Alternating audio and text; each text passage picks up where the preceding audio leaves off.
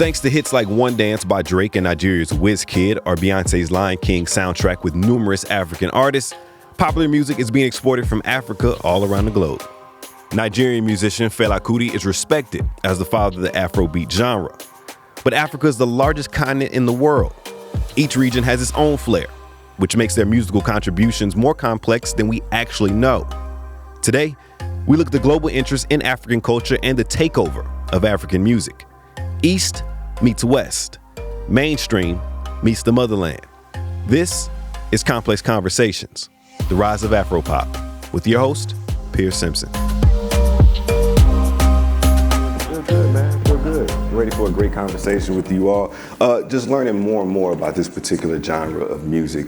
It's very eclectic. There's a lot of history behind it, but I think a lot of people in the mainland United States may not know much about it. So this first question may be controversial to some, but for the panel here, give us a breakdown of the difference between Afro beats and Afro beat. Is there a difference? Afro beat and Afro beats? Yeah.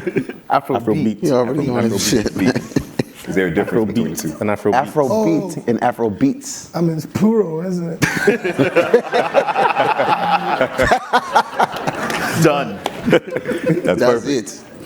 So Afro beat is like the sound Fela Kuti had. Right. So that's the early Nigerian sound, and Afro beats is like the different type of combinations into one package. So you might hear some hip hop elements, right, dancehall, some reggae, but it all stems from the African sound. Gotcha. Yeah. But the thing is, different parts of Africa have their own sound.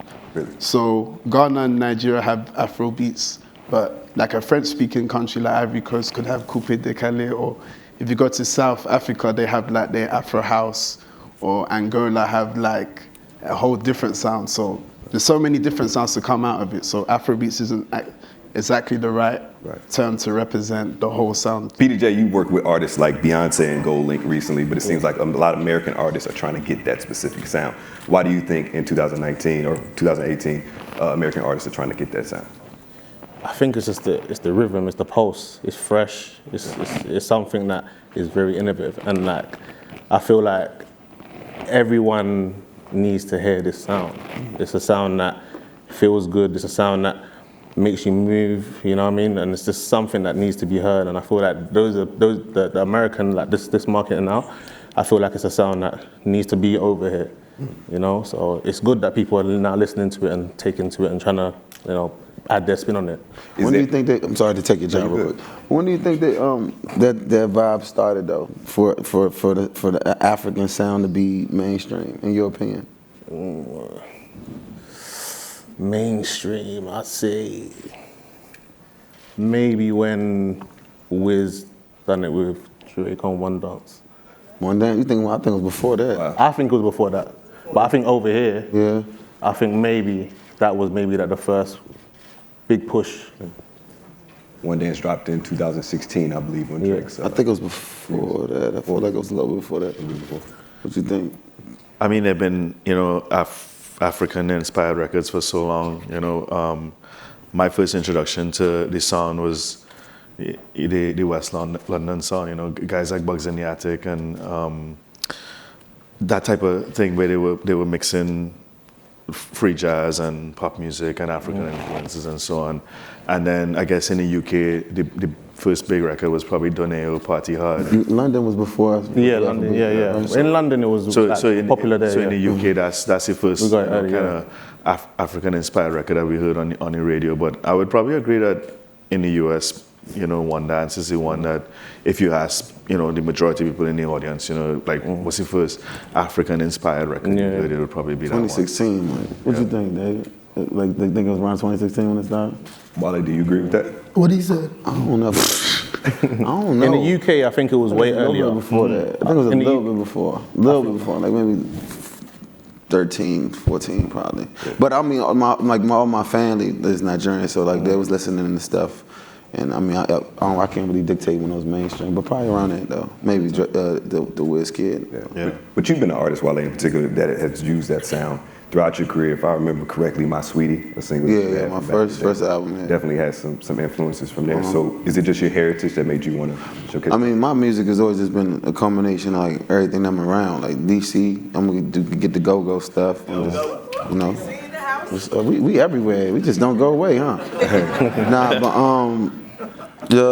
and just hip hop, like or rapping with a band like the Roots, Black Thought, and just signing to Jay-Z in what, like 2004? No, 2007. Right. So all of that was around me. So I was just making music that I was around, and plus touring with Mark Ronson for like a year and a half before I signed my first record deal. So I was just taking stuff from everywhere, for real. Definitely.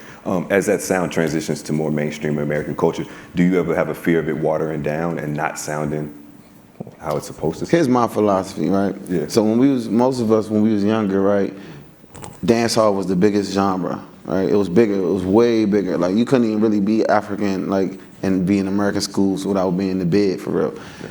But we outnumber any other like black immigrant, you know what I'm saying? So this was gonna happen regardless. Afro beats taking over or being the #1 like alternative to hip hop in the clubs, you know what I'm saying? It was bound to happen because we're too deep in numbers. Every school got a group of Africans. You could just break it down to Ghanaians, Nigerians, Ethiopians, South Africans. If you put them all together, now y'all give them a genre of music that's working in London and working in Paris and working in Africa. It's bound to happen. And at the end of the day, there's only one world now. It's called the internet. Right. You know what I'm saying? Kids from Harlem can go see, kids from Ghana doing the latest dance. Kids from Nigeria, South Africa, Uganda doing the latest dance. It's one world. It's one slang. Yeah. This niggas in Nigeria talking about some no cap.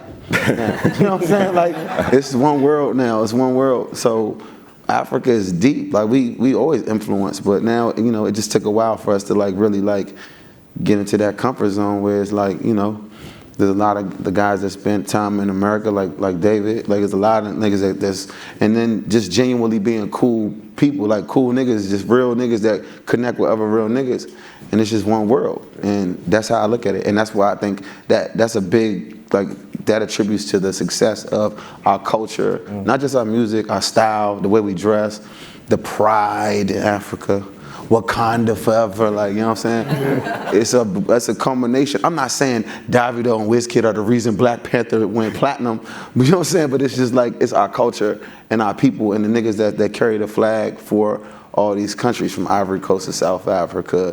And then, a fun fact, when J. Cole dropped KOD, his first big show was in Lagos. Yeah. That shit was unheard of like 10 years ago. Right. Nigga, Jay-Z first show being in on Victoria Island, yeah, right. He going to Madison Square Garden with it, you know what I'm saying? Right. But now we a hub. Another reason why I think Afrobeats is really moving and the whole African culture is they came for themselves to see it. Yeah. You know what I'm saying? That's true too. They actually came, Popcorn came to Nigeria, shot his video. Casanova, Lil Baby, Migos. But then when I remember I was on the boat with Baby, right? Just taking him to some island. We go every Sunday. It's called Ilache. Right. And he was looking around. He was disappointed. And why he was disappointed was because he was like, damn. Like, he was confused. You're seeing skyscrapers. You're seeing helicopter pads on top of people's houses. Money. You know what I'm saying? Yeah. You know, so it's like, to him, it's like the whole time, when we go back to Atlanta, all he could talk about was, telling all his guys, they lying to us over here. Yeah. Like, any car that comes out in the world, I don't care which car, which brand, is in Nigeria first. Do you understand? Straight up, is in Nigeria first. So it's like, people don't know, and you can't. I've lived in both worlds. I schooled in Alabama. You know what I'm saying? That's like, I stayed in in fact, I was like one of the only black people where I was. Do you understand? So I understand how people don't understand like how it's possible. And entertainment has really brought light to Africa. Do you understand? Because without this entertainment, there's really nothing else. Do you understand? Apart from other things, but we don't have the best leaders. Do you understand? Yeah. We don't have the best leaders in Africa. So I'm just happy that the youth have come up and showed the world that, look, this is another side of Africa that you guys are going to cherish. Right. Do you understand? Now, Before is, oh, I'm going on vacation to Spain, I'm going to Mykonos, I'm going to Greece. Now, vacation is, I'm going to Ghana, I'm going to December, Lagos. everyone's going. You know what I'm saying? So it's like, it's just a blessed feeling. If you go to Nigeria now, or Ghana, half of the people you're seeing around are Americans and British people and stuff. No, that's amazing. Jillionaire, you performed all across the world. You use a lot of African influences in your music. Yeah. Is there any sections of the world where it resonates more, I would say, other than Africa? I think that there's always been a very strong cultural relationship between the African continent and the Caribbean. Even though there a lot of us, again, we face the same challenges growing up, there's a Western misconception of what the continent is, and even when you come to America with the music and you use these catch-all terms like Afrobeat, and it's unfair because there's over 60 countries on the continent. We probably could sit here and not count them all, Yeah. So for me, I try to, what I've always tried to do in my own personal music practice and as part of Major Lazer too was be able to provide context. So what we were able to do was provide context for Caribbean music. So people who might have known the music or heard it before weren't entirely familiar with it. Now they get some exposure with it. They go off, they do their own research. Now they start to catch a vibe. Then we try to do the same thing with Latin American music. We try to do the same thing with African music. So, and for us it's really about going into the going onto the continent, working with the artists, shining a light on what they're doing. I mean, we did a Skelewu remix. What year was that? Years ago. 2014. Yeah, just because we wanted to be able to shine a light on what people like Davido were doing, we wanted to be able to shine a light on what people like Wale were doing, and Afro B. All of these guys that we have worked with or we have interacted with in some way to just kind of kick down the gate and say, well, okay, cool, you as the consumer need to really go out there and do your own research and kind of revisit it on your own terms, but here we can package it to you in a way that you could fully understand, So I try to do things in a way where it will kind of resonate equally across, all different markets. But to be truly honest with you, the craziest shows we've ever had have been Trinidad, Jamaica, and then Nigeria, Kenya. Kenya is one of the craziest shows we've ever done. Uganda, and you go to Uganda and it's like Zip FM, it's reggae and dancehall music on the radio, and now you go to Trinidad and Jamaica and it's African music on the radio. So we have had that kind of estranged cultural relationship for a long time. So it's good now that we can kind of stamp it and say, well, okay, cool, that we see that we have both been going in the same direction. We've both been kind of facing the same type of cultural misconceptions, especially in America. And now we can kind of combat that through positivity, through just saying, hey, you can come to Nigeria and see how successful we are in Uganda, and people not living in trees and they're not, yeah. And it's funny because we laugh. I can't see shit. I don't know what the makeup is of the audience. Yeah? Good afternoon, thanks for coming. But we laugh at it, but up until recently, like people have that misconception, and sadly enough, a lot of our own black people have that misconception. I forget who was telling me this story about I think a writer or filmmaker or somebody. I can't remember his name right now, and he was this very prominent writer, and he got invited to, I want to say, Nigeria. And this was maybe 20, 30 years ago. And he said to his handlers, he's like, yo, I don't want to go. And they're like, why would you not want to go? And he's like, yeah, because he's like, I'm afraid of, people are like, oh, I'm afraid of lions, So, and it's good that we laugh at that now, because we face the same stereotypes, growing up as Caribbean people in America too, people calling you coconut and all this kind of stupidness and asking you, if you live in a house or, So, culturally, it's important for us to have the music, because then the music pushes people to go and do the research and then say, hey, like there's really interesting, fascinating stuff going on over there. Let me go and check it out. You understand? I mean, Lagos to London is what, a 5-6 hour flight? It's not even that far. You know what I mean? You can get it's an 8-hour flight from Atlanta, or like 12 hours, something like that. You can get straight. You can sleep. Yeah. You could go take a flight gonna at 12 sleep, o'clock, sleep, and wake up in Victoria Africa. Island. Yeah. I love it. Just make sure your bags is. Make sure you call that Davido people. Make sure your bags arrive. Only carry on. I think Americans are kind of late to the sound. So Fool's been out for like, I think 2 years before it started to pick up. And it's only this year that Fool and Joanna's started to pop here. I think because we're singing in English as well, so it's easier for people to connect with what we're saying. Because before, for a long time, there was a language barrier. So that, and it's just a vibe, it's catchy. Right. Like we need that in this negative moment. Definitely. And we just need more artists to just drop more material and people to be open to playing it on radio, people pushing it on platforms like this. I think it was two vibes for that. It was one, it was big on the internet first. And then social media. It got to the radio a little like later. It was a gap. It was a weird gap though, because it was like a rack of remixes. But I remember the one when I knew that it was gonna be big. I don't know how the separation from the release, but when you posted the girl dancing to it. Oh yeah, You know what I'm saying? Give them, like.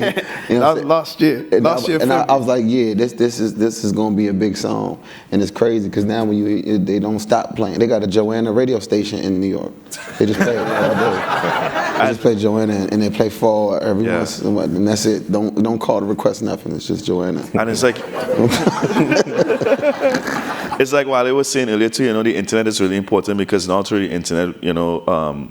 Black culture in America can identify black culture all over the place, you know, because when you go to London, you go to the clubs, it's straight African music they play in the bottle service clubs, you know, and now that's coming into America as well because you have a song like Joanna and then, you know, people can see, well, okay, that's a vibe that's taken over London, so we should investigate that and try to see how we could participate in that, you know. So the internet is really helping with the distribution of the music across cultures. And I feel like it's more than music, it's a movement as well. Yeah. I feel like people this year are trying to connect back home.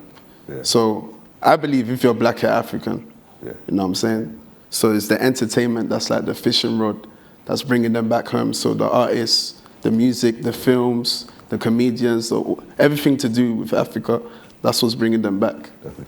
Years ago, I'm talking like 2000 I was like 13, 14. Most Africans were more excited to see American artists. Yeah. But now it's not even like that. Yeah. Like now, they'll probably go to our show rather than other people's show. Why do you think that shift? I don't know, because the music is banging. Yeah. I think it got a little bit of something to do with them being so popular everywhere else. You know what I'm saying? Yeah, true. Yeah. Like they like these them niggas in New York. Like these niggas is doing Summer Jam like with their nuts out. Like nigga Nigeria, what's up, nigga? You know what I'm saying? Like for real. Like these niggas be coming on stage like I'm that nigga, and it's a different. Like for instance. I mean, most of the Nigerian or Ghanaian kids in here, like y'all, you know, in every major city there's an African club, Nigerian club, and then there's an American club. Right. At some point, them songs that were the biggest songs in them Nigerian clubs, now the biggest songs in the American clubs. Right.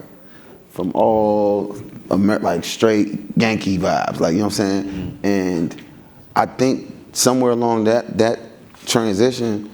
These niggas became even super legendary where they from. Right. You know what I'm saying? Like my mom is asking me about this one. Like my mom not supposed to even know what's going on right there in that age group. You know what I'm saying? She asking me.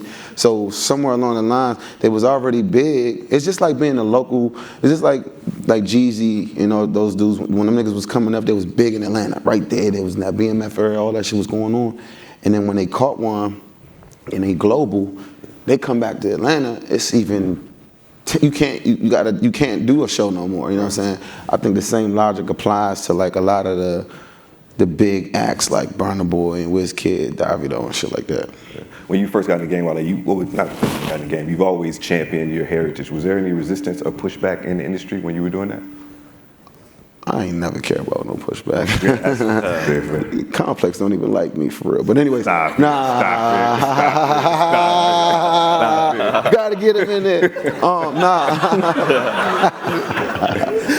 You gotta relax. I gotta go to work next week. I'm gonna have to I mean, pushback. Let's push back. Like, you know what I'm saying? Like, I mean, pushback in the sense of well, I think it's like you mentioned up here. when I did Fine Girl, for instance, they didn't understand like why I want these specific artists on the record. Like, you know, the company I was with, Redacted Records, they just didn't understand. Yeah. And even still to this day, I think I put that shit out a year earlier than it should. If I would have waited a year and sat on it and put it out a year later, it would have had a different result. But that was the pushback because they weren't familiar with these names but they also weren't familiar with J Balvin at that time. You know what I'm saying? So it just takes time sometimes, and you're gonna get pushback when you work with new artists. I work with a new artist. Her name is Meg Thee Stallion, right.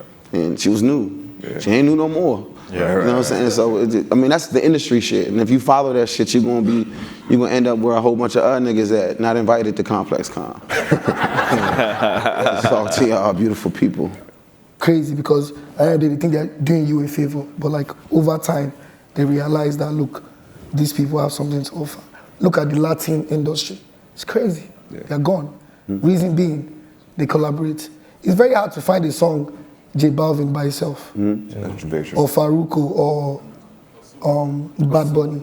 They collaborate. Do you understand? So I feel like it's another thing we have to do as Africans too. I feel like everybody's waking up and realizing that all this first to do it will not work. Do you understand? Yeah. There's so many genres out here. There's still electric music somewhere. Yeah. There's EDM, there's many. It's just somewhere. So it's like somewhere far. With me, it's just, do you understand? With signing my deal and trying to make music over here to make them like it, it's like, just do your original stuff you're doing. Yeah. Catches, it catches. Doesn't catch, it doesn't catch. We have a whole continent back home. Right. Which pays us. Till today, most of the money I'm making is from Africa. Yeah. Do you understand? Because in America, we're seeing I won't say upcoming, but I ain't gonna get the same bag I'm gonna get over here, except it's like a big festival. I would like to get some money. You understand? Can I collect Except it's like some Naira? I like Naira. Naira's good, you know? I want small Naira. Do you understand? Over here, you understand? Where in Nigeria or Africa, somebody gives birth to a baby, they also do naming ceremony, they'll call you to perform 2 songs, they'll give you $100,000. Yeah. Do you understand? Just because Africa, they just like partying, just like enjoyment and stuff like that. So those kind of things, I like to instill it in their head that, look, I'm only here because I'm serving a purpose, and the purpose is trying to export Afrobeats, African music worldwide, right? Right. If not because of that, I wouldn't be here. So that is one thing I keep telling them. And most of them, they want to come back home. They're tired of this place. Yeah. He's basically telling you, I don't need you niggas. You know what I'm saying? That is basically what I try to tell them. And every time I walk in my label, they know. If you are delaying my music, I'll just change my DAV1DO and I'll drop. And you can't tell me. He's been thinking about this. Or DMW featuring Davido and I'll drop in Africa and I'll be okay.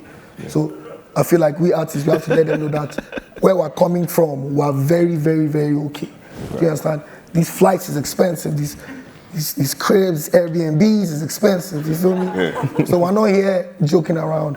We're here because we know we have the sound. Most of these producers, no disrespect, they try. I won't lie, they try. But they try, man. But I'll bring a 16-year-old boy from Shogunle that will disgrace him right now. With a laptop, no keyboard, no big studio setup, disgrace all these producers. Talking shit, King. Try to instill that in them every time. And then most of them, when they come to Nigeria and they're seeing 300, 400 people outside my house every day, they understand, say, star pass star. Do you understand? Yeah. Superstar pass superstar. I love it, man. I love it. For each of you, what can you break down as the future for Afrobeats or AfroPop, excuse me, and what do you hope things end up being? Future's right here, and it's our responsibility to, look after the next group of guys that's coming up. The next group of young artists and producers, and lock their neck and drag them up with us too. So, that's what it is. I think in the next 3 years or so, it will be an established sound. It won't be a sound that's upcoming and people are discovering. It'll be like, oh, people just requesting DJs to play our music. Yeah. So it's just like, we need to, you know, get people to, well, we need the consumers to research the music. Because so far they're just playing both of our songs. Yeah. And I'm sure people are getting tired now. You know what I'm saying? So it does need more music. Even we're probably getting tired. We've got songs. So it's just like, yeah, people need to take in more of our songs and just I think the people in power need to just let us in. Oh, so you think the gatekeepers aren't? I think we're here. I think we're there already, if you ask me. Yeah. Because somebody asked me, they said, so yeah, is there more? I'm like, bro. It's more. Not even from me, bro. They're like 5,000 artists. Like, do you understand? There's so much artists and music that if we even start to pump our music, if they start playing everybody's music the way they play both of us, I don't think anybody will make money in this America. Right. Do you understand? So I'm like, they need to just allow us enter. You know what I mean, Wale? Yeah. They should open the door. We're there already. Yeah. You know what I'm saying? You know what I'm talking about? They call them gatekeepers. The gatekeepers, if they are watching, where are they? The gatekeepers of you know what I'm saying? Just, you know what, there already. Just open the door and let us in. I mean, I think it's happening. And let us share this beautiful music. It wasn't this panel didn't even exist last year. It's happening real fast. Like, but I think it's bigger than music. I think it's just Africans in America, period. Like, you look at Israel Adesanya, you know what I'm saying? He running shit in, you know what I mean? Like, 15 years ago, it was kind of rare that I would see somebody with my name or any kind of extension of my name. Like, it's everywhere now. And I think, you know, Lagos is gonna be a hub for like casinos and UFC and football, like entertainment as a whole. I think fashion world is going to be taken by storm within, and it's all off the back of Afro beats. And I see your message, and it's freaking me out, giving me anxiety. I feel like the genre of like Afro beat pop, I feel like it's way bigger than that. I feel like it's a culture. It's the music is way bigger than what the name is, if you know what I'm saying. And I feel like it's gone clear, and it's gonna keep going. You can't stop it now. It's just gonna keep getting bigger and bigger and bigger because everyone's gonna want to collab with all the African artists, all the African producers, because it's so fresh. You know what I'm saying? So yeah, I think it's gonna keep going and grow. Miley Cyrus Afro B album coming soon. Coming through. Working on it. Hey, Wale, David gonna take the bag though. He can be like, Wale, but let's Miley fall on you. No, but I think you open the door to a great conversation, because do you guys ever get fearful of that happening, where you have a top 40 artist that tries to step in? It's already happening. They just calling his name. They calling my phone. What? Top 40 artists do what? Trying to take Afrobeat and culturally appropriate. But in Nigeria, we do trap. So they take No, he talking about Britney Spears. Like, you know what he's trying to say. Yeah. He worked for Complex. He can't really say it. Yo, if Britney Spears want to do it, I'll do it. But I'll do it my way. When Yingbo is calling your phone, yeah, what's up? With the bag, right? Yeah. Take it. Let's go. There's nothing wrong with that. Me, I don't see anything wrong with that, because they don't do it as well as we do it. Do you understand? Yeah. Like I always say, like, no American artist is going to come and do Afrobeats better than me. And me, I cannot sing R&B and. But it wouldn't bother you if there's a large audience whose first introduction to Afrobeat may be cultural appropriation. Would that bother you? I don't care. That would have to bother you. Right? They want to get the problematic answer from me, so all I'm saying is, listen. No, I just saw you. Nah, because listen, I come from a family 100% Nigeria, like 100% Nigeria, right, top to bottom. But I was born here. I was born in DC and raised here, so I really can't. I was in a different type of situation. I wasn't getting it out the mud like some of these dudes was doing. So I really can't. I might not like it, but like, you know what I'm saying? Like, it is what it is. Like, I'm in a position that I gotta move how they move. Right. When it comes to those type of things, because I'm in their world still. We brothers, we family, we Yoruba, we Nigerian, whatever. But it's their world though. I'm a hip hop artist. I'm a rapper first. You know what I'm saying?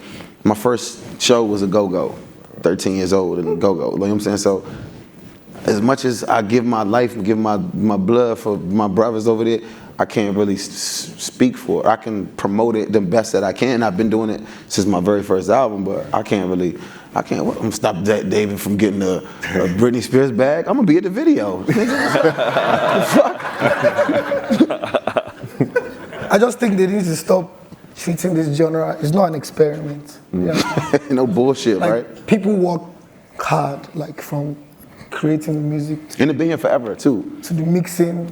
Like, we shouldn't be having this talk next year. Yeah. Introducing. Yeah. This has been going on, panel, introducing. Nobody's getting younger. I was just 17, I'm 26, bro. Yeah. You understand? So it's like,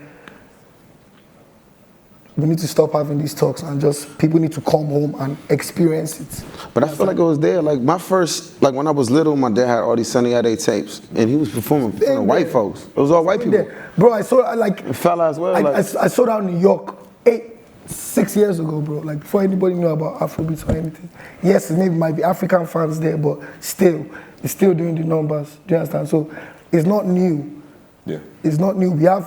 It pains me that there are some great artists that have done it before us that are not even in the conversation. Right. Right. Do you understand what I'm saying? How do you pay homage to those artists today? I call them every day on my phone. You know what I'm saying? Like, I always say, Baba, now you.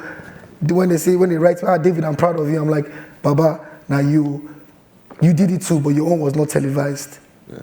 Do you understand? Yeah. So we need to stop treating this thing like. I can clap for that, man.